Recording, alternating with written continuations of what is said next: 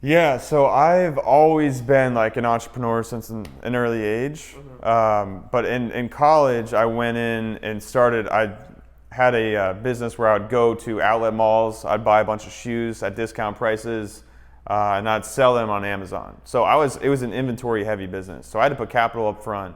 And I started doing that on my personal side. I didn't know, most early stage entrepreneurs don't know. You need to start putting on the business side for many reasons, which I can get into. But I did that, and I did very well, and then towards the end of college, like after the holiday season, it did not do so well, and that caused my credit score to go down to a 524. And then when I got out in the corporate world, I tried to get an apartment, I tried to get a car, I tried to get new credit cards, got declined for everything. I was like, wow, I am stuck. Like I didn't realize how big of an impact it had until I actually needed it. And then I had to figure it out myself, and I got it up to a 793 in less than 9 months. It was probably closer to 6 months.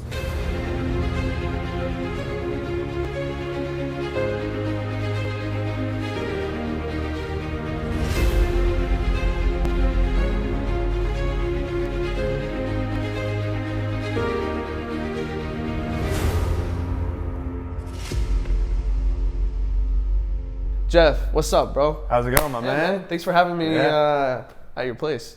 Thanks for coming This down. is a cool ass spot, by the way. So Guess what it's called? We have a sexy name to it too.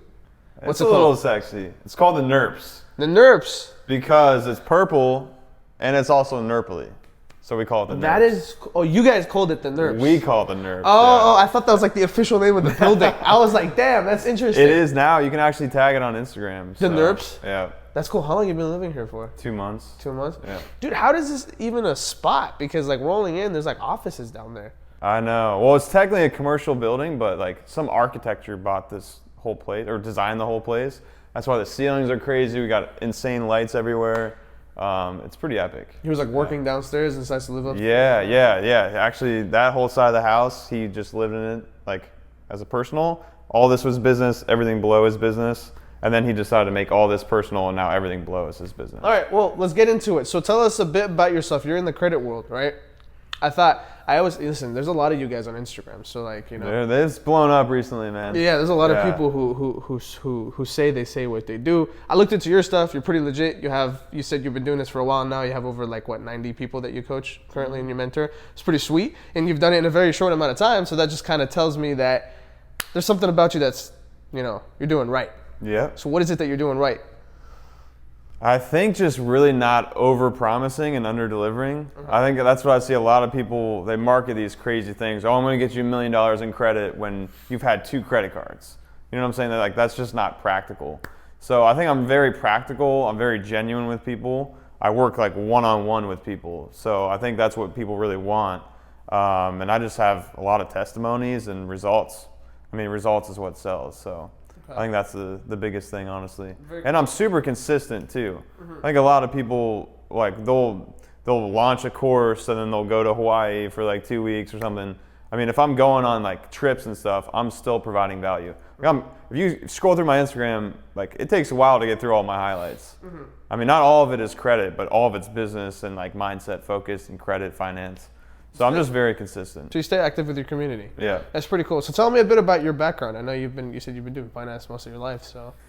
Yeah, so I've been investing since I've been 16. So I've been in finance really for like 10 years. But yeah, I mean, I worked for 3 different banks. I worked for the last like corporate job I worked for was with the biggest bank in the United States. So I was in a huge corporate office. It was 2 million square feet, Sheesh. 12,000 employees. I was in private wealth management. I was in an operations position. I was going to be an advisor. I got my Series 7 in 66. And then I was like, shit, I actually hate the corporate world. I want to travel. I want to make more money. And I don't want to build a book of business for a company. I want to do something for myself. And I actually went over to Australia in 2015 and interned for this company. And I wrote business plans for startups. They're international startups. A lot of them were coming from the US or Canada, moving their operations to Australia. And one thing that I did there was I was writing the business plans. I came back to the United States. I started doing that on the side a little bit when I was in the corporate world. And then they said, then I realized that my customers, okay, now they need financing to do the things that they were planning to do. and they didn't want to give up equity in their company. So I'm like, okay, how can they do this? I had really bad credit from previous businesses. I repaired it, and then I was like, oh, they can get funding through their credit. And then that's when like the light bulb went off my head. I'm like, okay, I'm gonna dive into the credit space. And then I did that. Once I made that connection with those businesses, then I declared that business to my corporate job, my corporate company, the biggest bank in the United States, and they said I couldn't run it. They denied my OBA, which is an outside business activity. And then that was on a Friday afternoon, and then I went in on Monday the next morning and quit at 8 a.m. Jeez. And been running my business since then. So.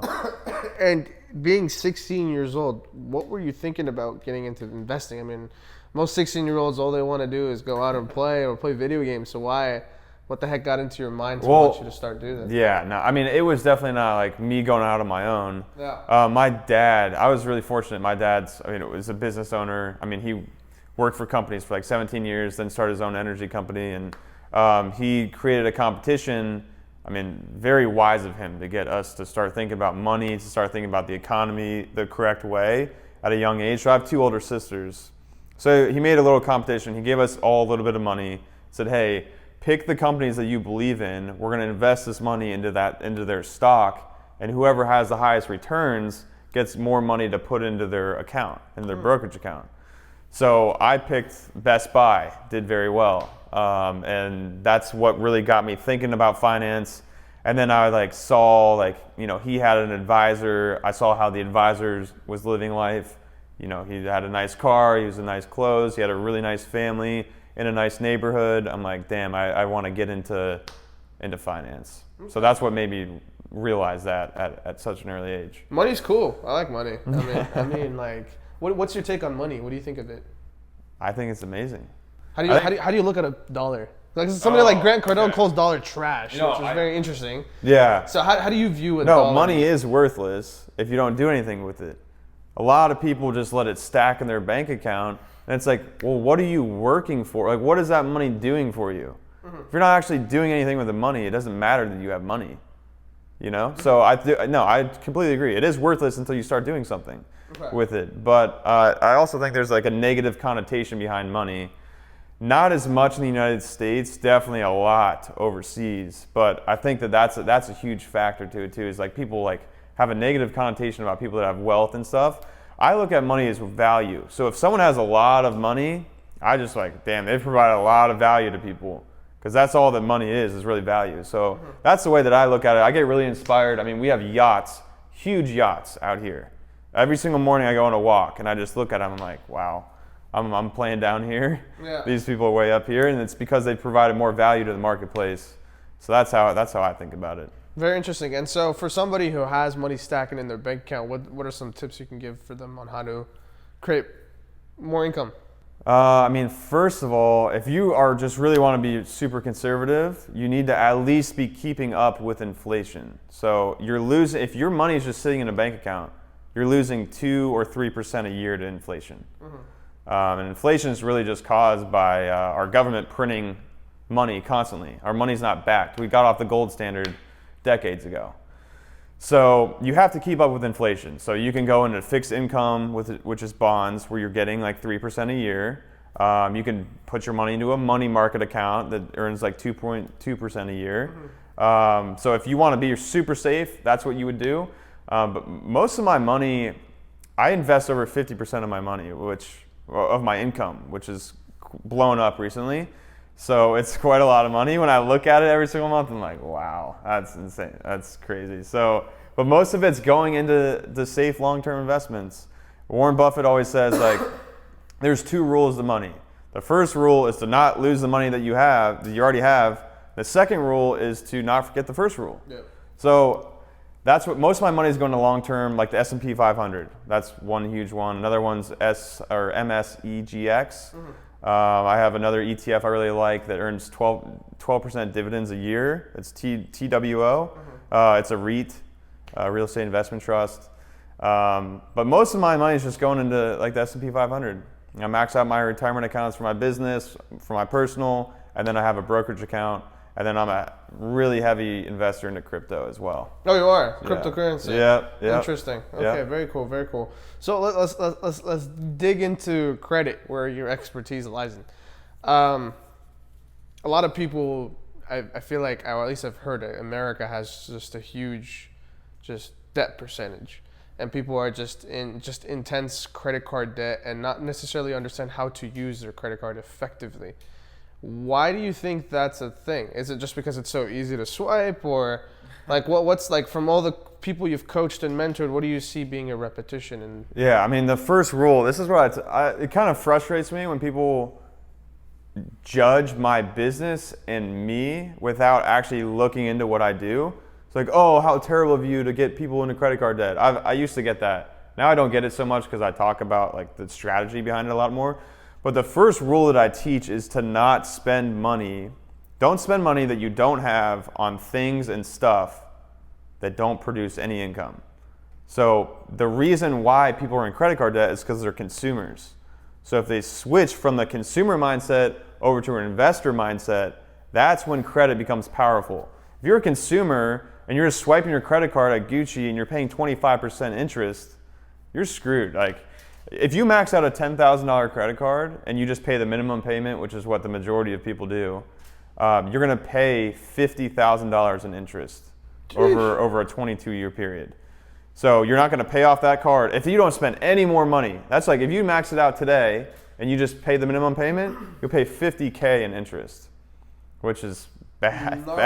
Yeah. That's why so many people don't get ahead. So what I teach people is I teach people to move that high interest debt over to 0% interest business credit, and then they can they'll pay the minimum payment, but they're not paying any interest on it.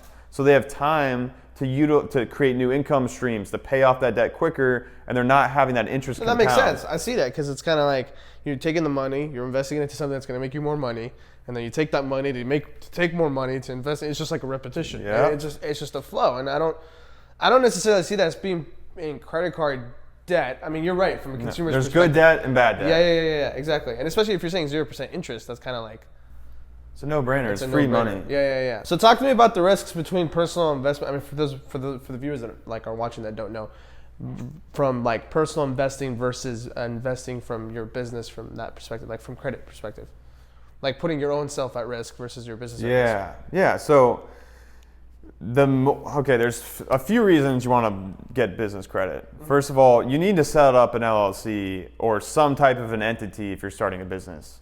If you run everything through your personal name, that's a sole proprietor. Mm-hmm. So you are personally liable for that business. So if a customer wants to sue your business, guess what? They can sue you. They can take the chair you're sitting on, they can take your car that's outside, they can take your cameras here.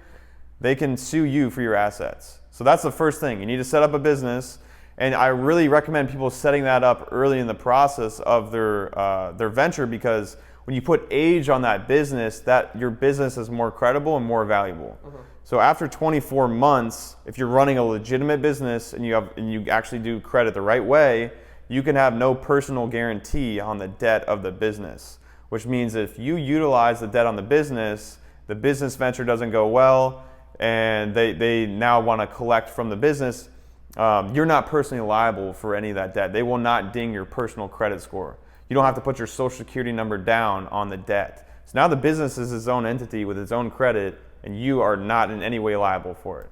Okay. So that's super valuable. It's super valuable for accounting and tax purposes. And even before that personal guarantee happens, after 24 months, I could tell you the things that you need, but it's really different with every bank. But the business credit does not report utilization on your personal credit. Like the business accounts do not report on your personal. Okay. There's a few that do. It's like Capital One and Discover, but like the majority of business credit does not report on your personal. So when you actually utilize that debt, your personal score is not decreasing. Okay. Which means that you can utilize a bunch of debt and your score can still be high, which means you can still apply for new credit. You can still go get a house, do whatever you want to do. And your DTI is not high either because it's on the business. Mm-hmm.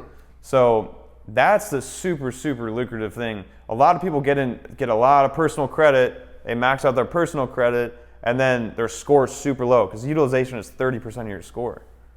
Okay, so you're saying pretty much like, whatever you utilize on your business credit card, it doesn't necessarily going to reflect anything on your personal score. No, even if you do put your social security number down, the only time it'll report is when you do not pay it at all, and then that's when the collection account would report on your personal credit. Yeah, but that's after missing like about 3 months worth of payments, right? Yeah. Yeah, so like you're at this time deliberately not paying Yeah. it. So yeah, okay. But that's why you want to get your business to the level where you can have no personal guarantee on it. Yeah. Like I was saying earlier. No, for sure. No, I definitely, it's like, this is kind of like the difference between working smart and then just trying a bunch of shit and learning from your own lessons kind of thing. Like credit's not something you want to fuck with, No.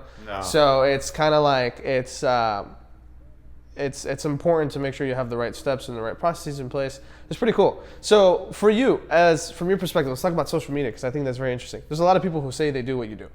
How do you separate yourself from the noise?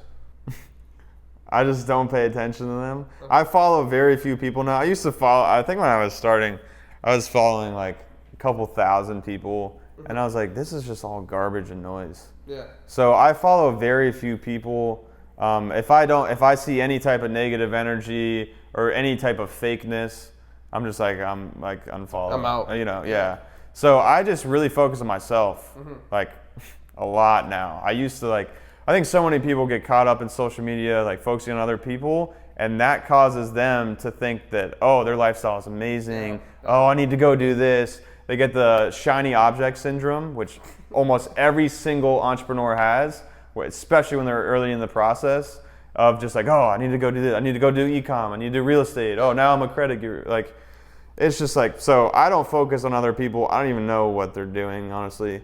I focus on myself, and I focus on it because it works. So like, I have people that are flipping real estate, making a crap ton of money, like starting new businesses. I've had 4 people in my program quit their 9-to-5 jobs in the last 6 weeks, which is like amazing, dude. I have chills right now thinking about that. So I just know that it works, and I just got tunnel vision right now. But yeah, there's a lot of fakes on social media, but I think there's a lot of good people too. It just kind of depends. I like the fact they say you just focus on yourself, because there is no noise within you. It's the noise that's outside that gets people distracted. And you can control it. It's as simple as hitting unfollow. Dude, I don't know. I feel like people on social media are just so caught up with, people showing off a life that they don't have. Yeah.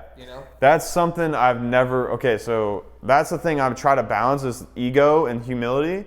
Because I came up from like a very humble background. Like my parents are very humble.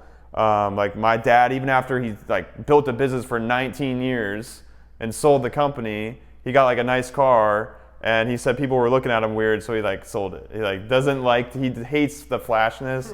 He hates all of that. So I've been trying to balance between ego and humility for the past 12 months really now, because I know that people want to see that end result.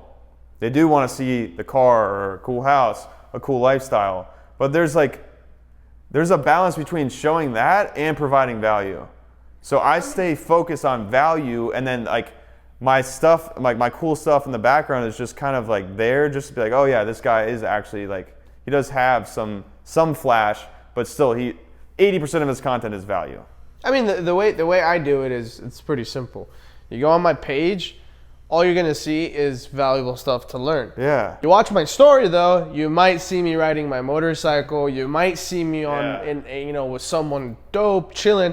But even then, like sometimes, like I post stories, like with certain people because of the podcast. We've built a network, so I've had like some sort of celebrities sometimes, and I don't even tag them. I'm just like, hey, what's so I don't do certain things that make it so like in your face. Yeah. I'm just living my life, and I just so happen to document my life. And if you follow me, you'll see that. Yeah. You know what I mean? But I'm not, because I don't think people want to see. I think there's an illusion of on social media you have to look cool, which is like, I don't agree. And I actually think that the day and age of looking like you're all flashy and have all this kind of stuff on social media is actually going to die very soon. And people who are real and legit are what's going to come up, because we're humans at the end of the day. Even the people who show off and showcase that they have everything either necessarily don't, or maybe they're depressed, or maybe there's definitely something wrong, because if you're like focused so much, here's the way I look at it. If you, with all due respect to everybody out there that, you know, does this kind of stuff, but if you are wasting so much of your day making sure that your life looks good, validating, something's wrong with you, bro. Yeah. Like you have a massive insecurity that you're just not willing to face, and that's just facts. That's facts. Yeah. And the problem is though, is that people go and support that person. It's so funny. They get the most attention. Yeah. So it's unfortunate. I just think that people like me and you is cool because that's what's going to change the space. I think that one thing that too, I you know, people have been seeing me on jets. They've been seeing me in Ferraris, like on jet skis, like just doing crazy stuff. But then I make sure that my audience is aware, like, look, guys, this is what I'm doing after I'm investing 50%, over 50% of my income every single month. Yeah. So like, I hope that you're aware that like, you need to be investing your money and not throwing it all away into this. Like you said, those people, the people that are not being smart with their money and just trying to show off all the time, they will suffer. I mean, you hear all the entrepreneurs that have been in the game for a while talk about that. Like Cole Hatter said at Thrive, like, dude, he had everything and he lost everything in 2008. And that's exactly what will happen for the people that are just trying to show off, just to show off. A bunch of BS. Dude, honestly, you're right. Like to even get to that certain level of, you know, where you can have that fun, there's a lot that's going on behind the scenes. Yeah. A lot. And what people don't understand too is when you're hustling every single day, or I don't even want to call it hustling, when you're working hard every single day, you want to treat yourself.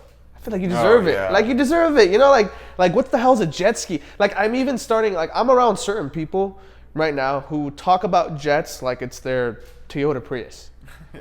I'm serious. Yeah. I swear to God. Yeah. And it's mind blowing because I'm like, wow. But when I look at it from their perspective, I get it. Like it's not. It's a relative game. Yeah. And it's not. I'm not talking about those egotistical maniacs. I'm talking about real humble, wealthy people, successful individuals. Like for example, to certain people, a private jet is necessary for them to conduct business. Mm-hmm. But most successful individuals have what they have because it's necessary for them to have it to be able to conduct the business that they're conducting at that level. Yeah. You know what I'm saying? Yeah, I mean, they're spending $30K to go make $250K. Or not even that. I'll give you an example. Certain people, like for me, I love riding. You know, I saw you have a bike downstairs. So I love to ride, right? So I might do some crazy stuff on the motorcycle. People are like, oh, you're nuts, bro. But that's my way of detaching myself, decompressing so that when I'm done with my ride, I hop off, I go back to work, and I hustle, and I start working again. It puts me back in my zone. Or like to other people, it could be I want to go skydiving, working out. Or some people even like I have a jet because the time I have on that jet while I'm traveling, since I'm traveling, I've heard this before. Since I travel so much and I'm making like a lot of money doing it, which is cool. But the reason why they have a jet is because that's their time to like relax, like read a book, chill. They don't have to be waiting in line, and because their whole entire day is full of crap. And I get that. Like you're out there, as you said. The more money, the bigger your business, the more value you're providing to the marketplace. So if you're providing so much value to your marketplace, in return, it's okay for you to have certain things. Oh yeah. Like why does the president of the United States have every goddamn thing done for him? Because he's valuable. Because he's valuable. Yeah, you know what I'm saying? So like I feel like people, instead of whining about what you don't have, and trying, what's going on is people whine about what they don't have, and then they go on Instagram and they see people their age have what they don't have, and what they don't realize is A, it's either fake, B, it's probably not theirs. You know, that I've seen that a lot. Like they're flying either with a friend or something, or C, it's like a matter of maybe they are hustlers, maybe they do work hard, but they've been working so hard for a long ass time to be able to even get that small 15 minutes of fun, right? Well, what's your take on all of that? No, 100%. Yeah, I mean, it's just like when people actually have like those legitimate lifestyles, it's just a testament to what they've done. Yeah. But I want to touch on the relative thing. Like people ask like, oh my God, like how much are you paying for this house? And I tell them like, holy crap, that's like a big deal. I'm like, not really, because this is 2% of my income. So it's a relative game. A lot of people are paying 50% of their income to go live in like a half-cent apartment. You know what I'm saying? So like, it's all a relative game. So people that own jets and stuff, like that's like, yeah, it's $30K, but it's like, that's not like relative to what they're making. I get you. No, I agree. Yeah. I agree. And we just recently actually interviewed Grant Cardone last week, which And he actually said, the key to success to him, which hit me. Like, I always interview certain people, and then they say one thing out of the whole interview that I'm like, oh, like I lock onto that. When I locked onto him, he told me, he's like, dude, the more successful you are, the more resources you have.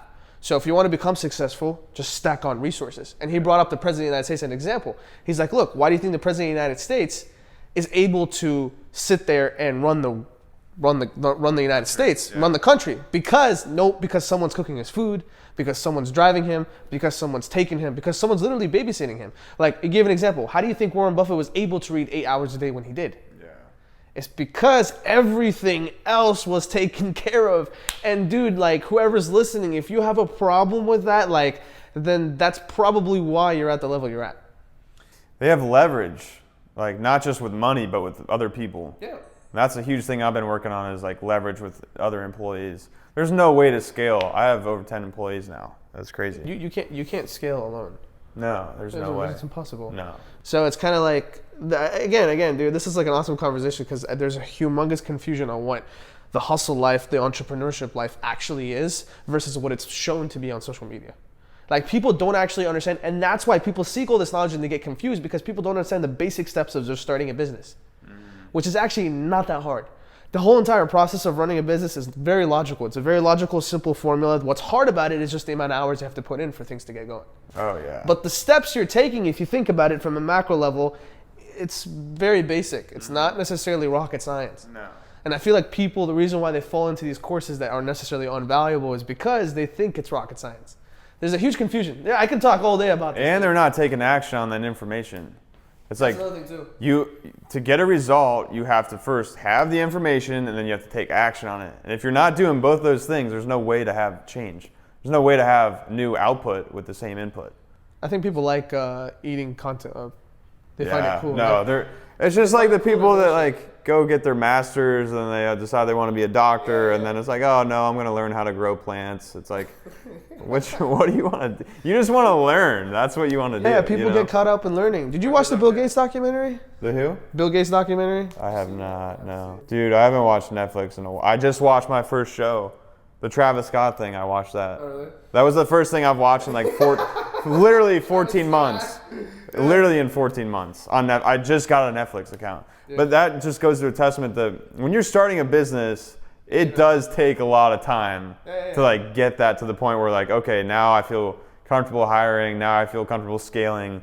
Dude, I put in a lot of hours. And now I have more free time, but I have more free time to work on high level stuff. And to watch Netflix. Dude, and you're doing it at a young age, man. That's good. That's pretty dope. I mean, to me, it's interesting because I don't watch a lot of TV, but when I do, if I do, I open Netflix for like 20 minutes before I sleep. And then I watch. And that's how I watch the documentary. Every day I was just watching 20, 30 minutes of it. I have, though, I'm not going to lie, I'll be very honest, I have freaking binge watched the shit out of a show before.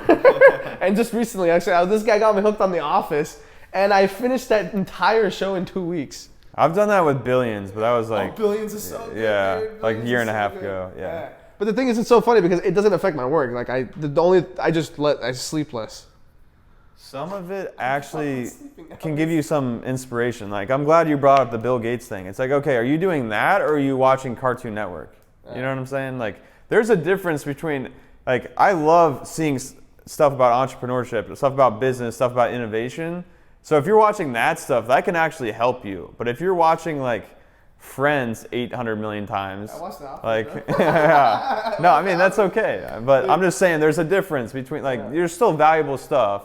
You just gotta be looking in the right place. I get it, dude. I'm with you 100%. I mean, I'm gonna be honest with you. Like, for me to watch the show, I gave up sleeping hours. Yeah. Like I barely sleep. I sleep probably like, a good night is 7 hours. Oh my God, that's like, heaven came down to earth. But I usually do 5.5, 6.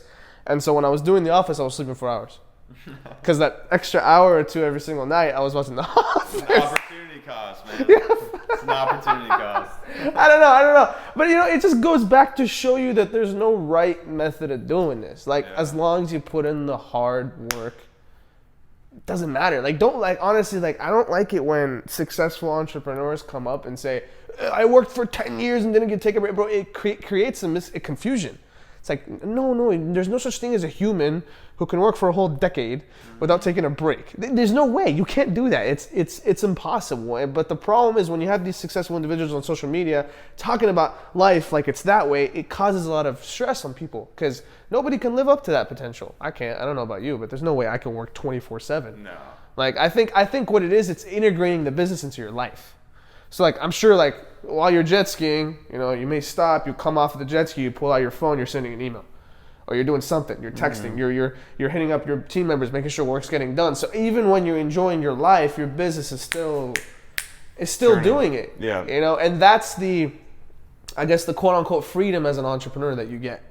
That what people get confused by though. You can get. Yeah. But what they get confused by though is that, oh, if I go work for myself, I'm going to have more time for myself. It's like, no, buddy. If you go work for yourself, you're going to have more time to work for yourself.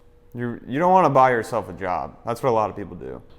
Oh, talk to me about that. What do you mean by that? Like, they literally buy themselves a job. They start a company, and then they end up working 80 hours instead of 40 and making the same, if not less money because they're literally just started a job that they're just all day working. Is this the concept of working in your business versus on your business? Yeah, exactly. Yeah, I mean, if people are too scared to hire, they're too scared to scale. They don't have enough diligence to go put systems in their business and do the back end stuff with automated emails, with running all your employees through an application like Slack, through doing stuff like Zendesk for support. Like, there's a lot of stuff that goes in on the back end of a business. It's not just selling a course.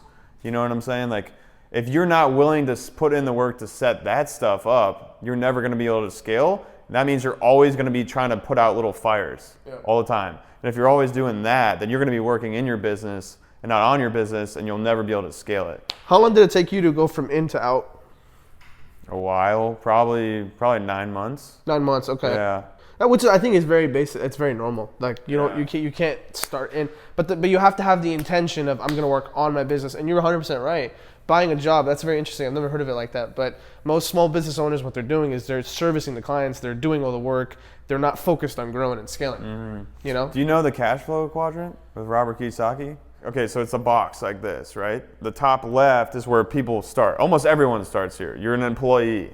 And then you would go down to being self-employed. That's pretty much where you're buying yourself a job. Yeah. The next big stage, which there's a line in the middle, which is moving more over towards the passive side of things.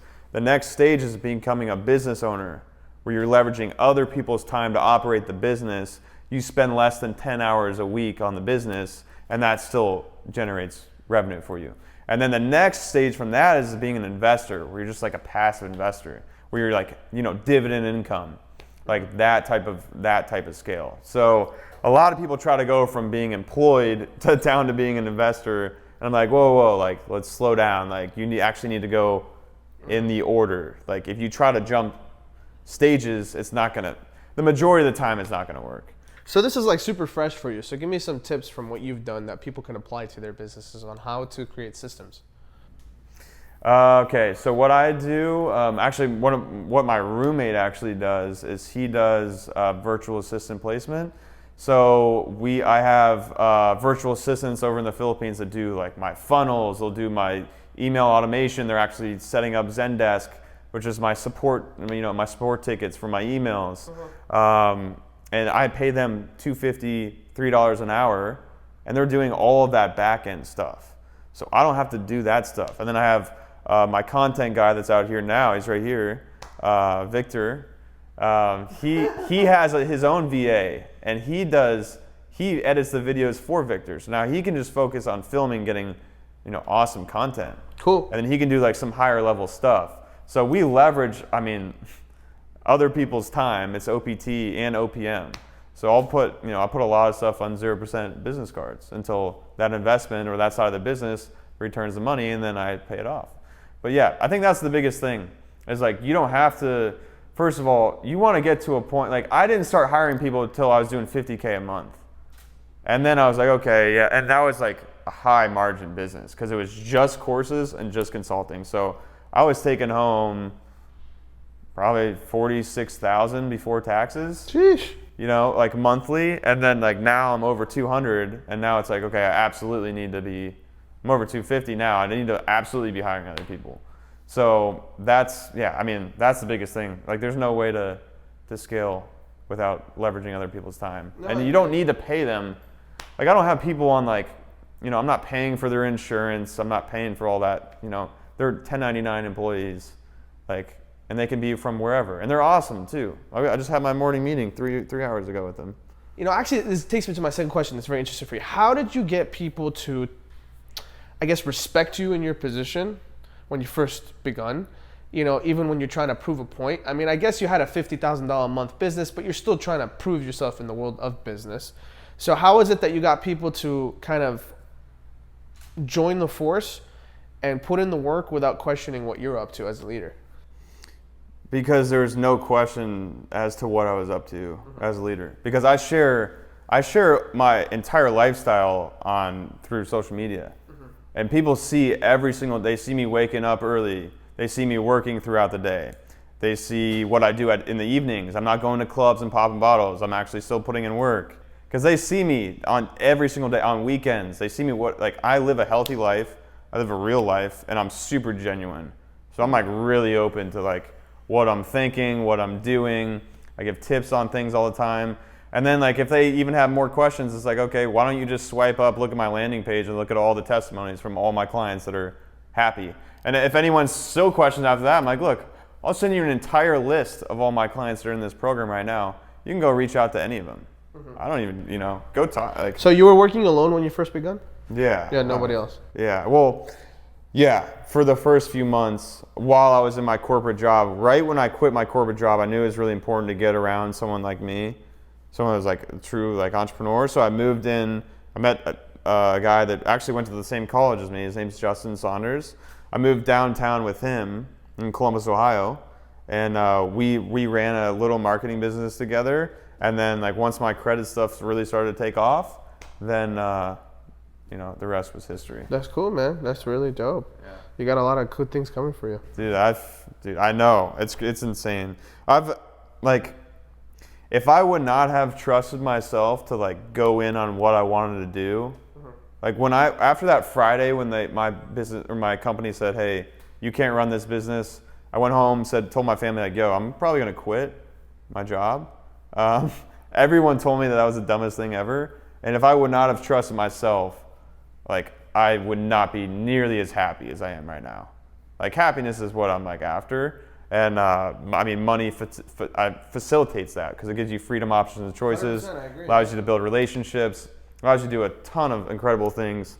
So I'm just a huge, huge advocate in trusting your gut. But yeah, man, it's scaled way, way faster than I ever would have. That's good, dude. Yeah. That's good. Really happy to be here with you, and I look forward to seeing you take off. This is kind of like just the beginning, dude. Yeah, that's good stuff. Crazy. I'm glad we're close, dude. Yeah, hell yeah, dude. We're like, and you ride too, so we got to get on the bike together. It'll be fun. Yeah, I'm down. Really cool, really cool. Well, hey, Jeff, thank you so much for being on the show, bro. I really appreciate it. Yeah, thank you. Appreciate you.